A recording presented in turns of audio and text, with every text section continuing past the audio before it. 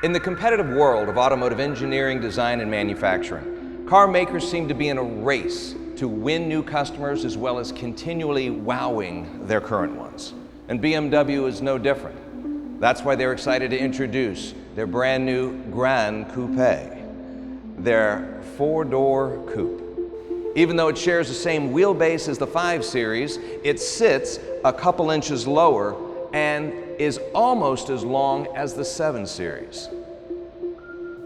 The 640i we're looking at has the M package, and one of the components of that is a more aggressive front fascia. Now, this model also has the optional full adaptive LED headlamps and fog lamps. But they've also added something new, which is the elongated side-to-side third high brake light, which adds a very distinctive appeal to the vehicle. And of course, you do have your hidden backup camera here, and this also doubles as a trunk release. And what's nice is you have over 16 cubic feet of fully carpeted and insulated rear cargo space. And with a flick of a switch on either side, you can lower the 60/40 rear seat and achieve over 44 cubic feet of cargo space. The power plant for this 640i is a 3-liter inline turbocharged 6-cylinder engine, which will generate 315 horsepower, 330 foot-pounds of torque. As I understand it, BMW designed this automobile to look like it was moving even when it was standing still. And you can see that with the beautifully flowing lines throughout the side and the contour of the headline for this Gran Coupe, and the frameless back glass, which adds an elegance to it. You know, that's very roomy back here for 2 out of 3 people. Reasonable headroom throughout. Nice, comfortably sculptured seats back here. Center armrest with your cup holders and storage area. Plenty of room, your pass-through for your skis. But this is what everyone's talking about. This is the 4+1. In those emergency situations for a short trip for a small of stature individual, this is their home sweet home. Let's say you're in the car and you have a tall person sitting in front of you and you wish to get out more comfortably and easily. There's a button on each side of the driver and passenger seat, which allows you to do that quite nicely. Well, here we are on the lap of luxury. This is a absolutely stunningly designed machine, engineered inside and out for driver-centric feel and performance and passenger comfort. The first thing I notice is the beautiful contrast between the cinnamon brown Napa leather and the dark leather that covers the center console area and cascades over the instrumentation and dash, and of course ends up in your hands with the M Sport steering wheel. And it feels great. Now, of course, with the luxury seating package, you have a 20-way adjustable contoured seat, and it gives you a myriad of adjustments that will make you feel as comfortable on a long trip as well as a short trip. You can even pull in your headrest, adjust it to the perfect position along the way. You have the nice tech touches such as the lane departure warning, your heads-up display, your navigation that also pops up along with it, which is very convenient. And you have a 10.2-inch floating screen. Excellent driver-centric components. You also have a power shade for the back as well as the rear side windows, which is very convenient. It almost feels like you're sitting in a finely tailored suit made just for you.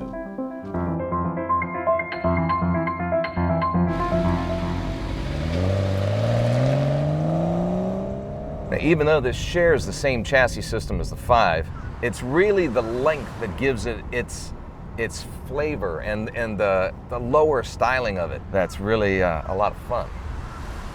You know, I love the 6 Series Coupe. It is just a gorgeous automobile. But it is such a large automobile that It's almost common sense to think, look, just extend the wheelbase a bit, add 2 more doors, and really give it the room and comfort it deserves without sacrificing its beautiful looks. And I think they've done a nice job with that with the Gran Coupe. Now with the 3-liter 6, it's very, very smooth, especially when it's, mated with the 8-speed automatic, and it saves you a bit of gas too.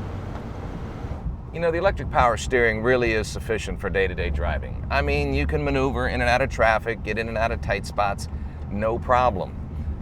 But if you want the hydraulic system, then you have to wait for the 650i and the X-Drive. Now, obviously, you pick the driving characteristics of the suspension system. But some people say that, look, if you want the sportiness of it, that's great, but you have to sacrifice comfort because when you hit a big bump, then it's gonna jar your teeth or whatever. Oh, come on, please. If you're that worried about a big bump, then just stay away from them. Drive around them, skip over them, take your hand off the wheel, put your butt in the air, and you'll never feel it again.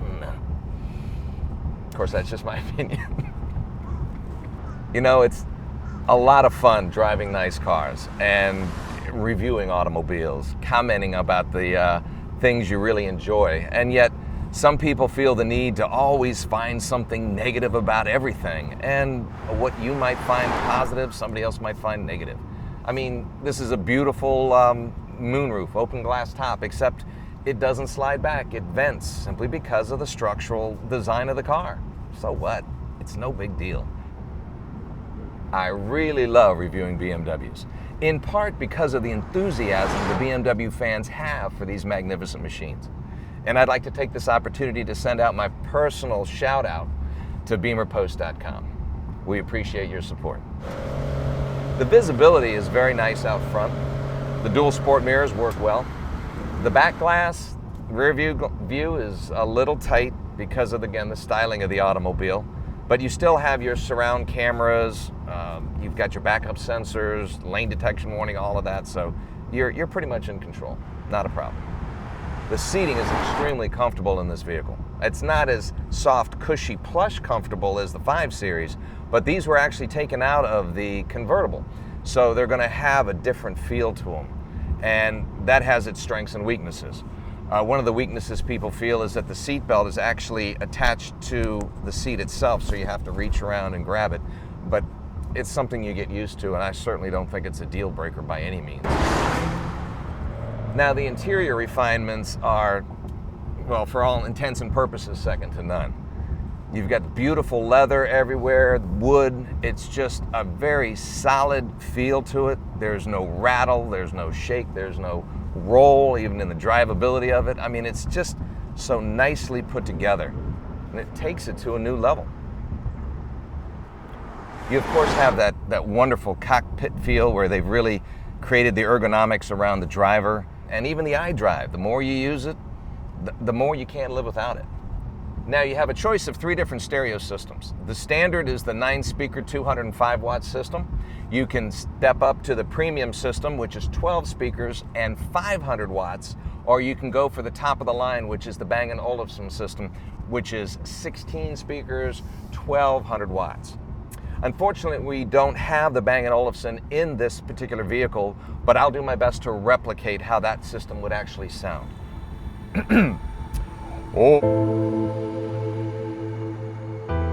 There's a true test of a 2+2, and that's how comfortable the back seat really is for the passengers, because that's the whole idea, give more room for people in the back. Our cameraman Bob says he'd be happy to spend more time back there filming, and that's a strong endorsement. Now, who's the target market for this type of automobile? Well, obviously, somebody that wants to look good with a lot of nice styling on the exterior, and yet still have a certain practicality on the interior for carrying people. Because it does start out, base model, around 76, and when you add the other option packages available, it can jump up to over $100,000. There's no doubt having a 4-door coupe is a very practical idea, but it's more of an emotional experience. That's where the fun really is. That's the Gran Coupe.